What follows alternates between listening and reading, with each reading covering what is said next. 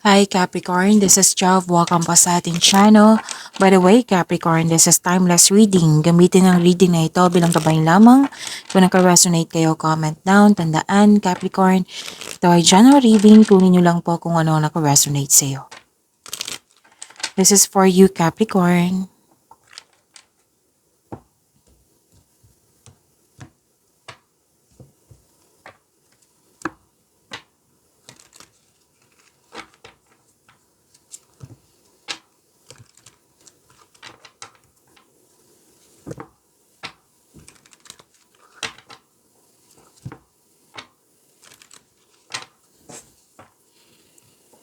Para po ito sa iyo, Capricorn. Maraming salamat po sa inyong patuloy na suporta, sa mga nag-donate, sa mga hindi nag-skip ng ads. Maraming salamat po. Sa mga hindi pa nag-subscribe, subscribe na po kayo. Click bell notification para malaman nyo na may bago tayong video. Para sa mga gustong magpa-reading, comment po kayo ng personal reading. Again, comment kayo ng personal reading and check my reply sa comment section.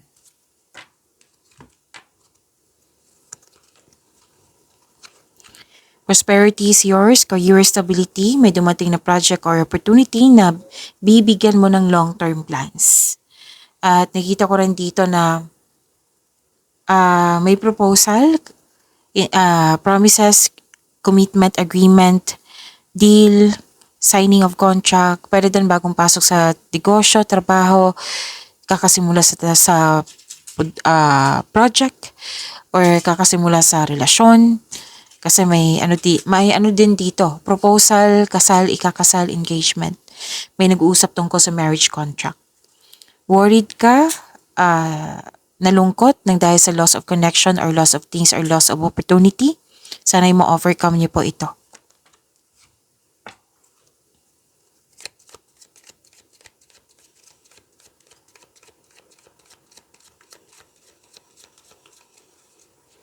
Energy po ni Capricorn.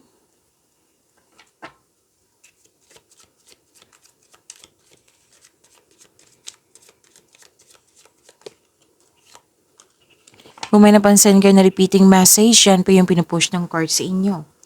Like for example, nanood kayo sa inyong monthly gabay tarot reading, weekly gabay tarot reading. Weekly gabay tarot reading, second half of the month of October at dito din. At may napansin kayo na repeating message. Yan po yung pinupush ng card sa inyo na kailangan nyo bigyan ng atensyon, solusyon at aksyon kung maaari po. So, na yung energy ni Capricorn.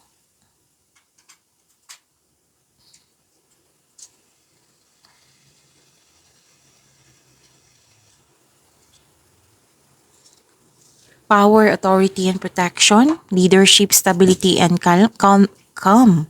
Kalma kayo. Okay. Mapagmahal kayo, marunong sa buhay.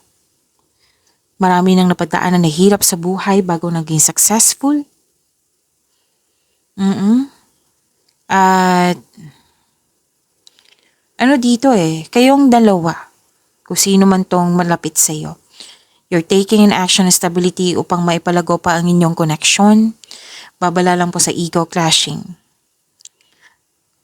Posibleng may leadership role na binigay sa inyo or di kaya ginampanan mo ng maayos yung pagiging mabuting leader mo or di kaya magaling kayo sa mga ginagawa nyo. Malaki ang tiwala ng mga tao sa iyong strength and skills. You're making tremendous progress in your, lalo na sa inyong career. Oo.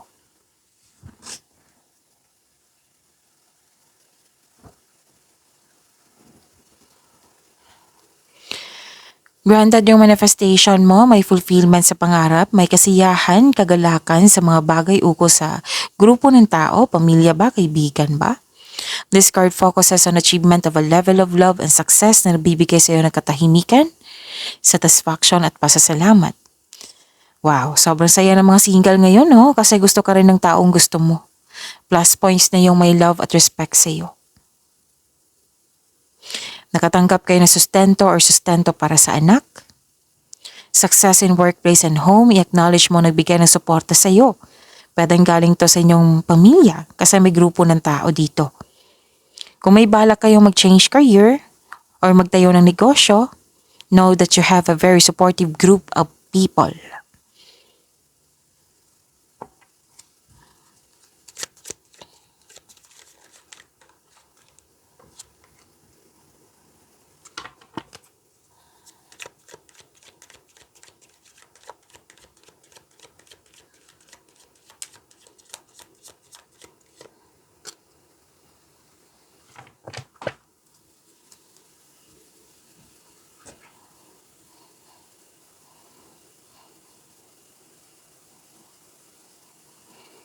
Okay.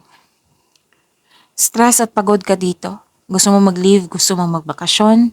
Ang pagpahinga po ay nakapagbigay ng increased productivity and a healthier mental state. Ilan sa inyo nagpahinga na, nag-rest day, nag-vacation leave, para makapaghanda at magpagaling. So, this card asks you na mag-relax, maging kalma, calm your mind and reflect. Tamang tulog, tamang meditation ay kailangan.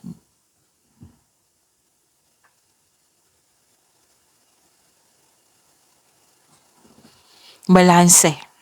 Balanse, nagkaroon ng pagkakaisa, moderation, divine timing, may nagbigay ng tulong, combination of forces, nagtutulungan kayong dalawa, may realization.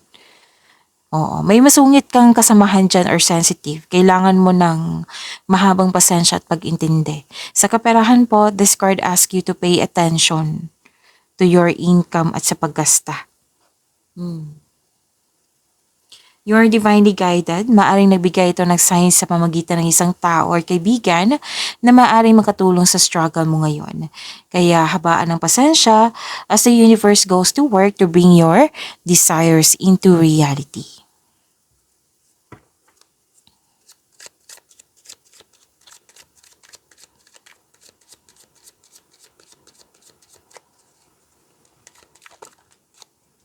Love life, self-love, partnership, and romance ni Capricorn.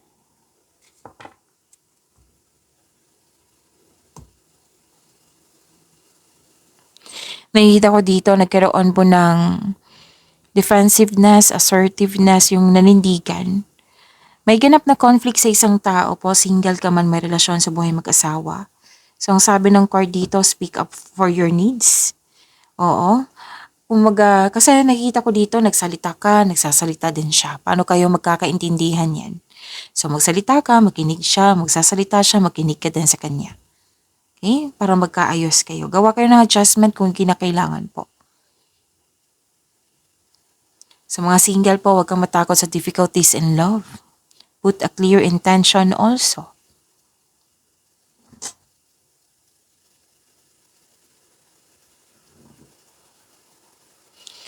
May celebration, monthsary, anniversary, or pagtipon-tipon, groupings, togetherness. Oo. Pwedeng tapos ng construction ng dream house mo. May perfect situation, maaaring may parating na gantimpala or positibong resulta sa inyong mga ginagawa. Single ka man, may relasyon sa buhay mag-asawa.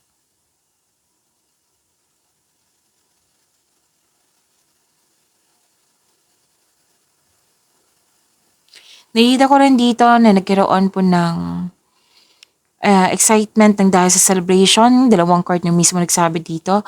Event invitation, may nag-asa yun ng date. Oo. Sa mga single dyan, posibleng mamimit mo siya via travel.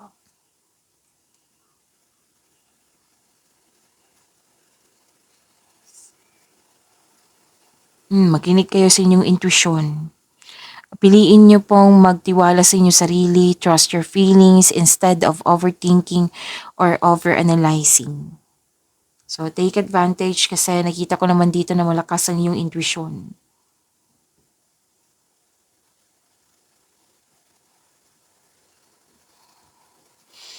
Sa mga single dyan, ang ideal type niyo po ay stable, grounded, and trustworthy.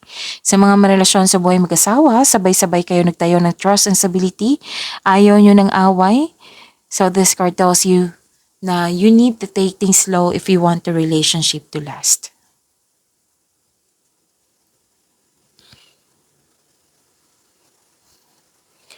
Okay. Ipakilala mo na yung partner mo sa group of people or kayo ito. And masaya talaga kayo. Dalawang card po nagsabi dito. Masaya kayo nag-celebrate togetherness reunion ba ito? Mm. Tapos, meron din sa mga single dito na kwento mo yung about your past sa isang tao. Pwede sa kaibigan mo na handang makinig sa iyo. Pagyamanin niyo po yung blessings sa binigay sa inyo, Capricorn. See you tomorrow. Maraming salamat po.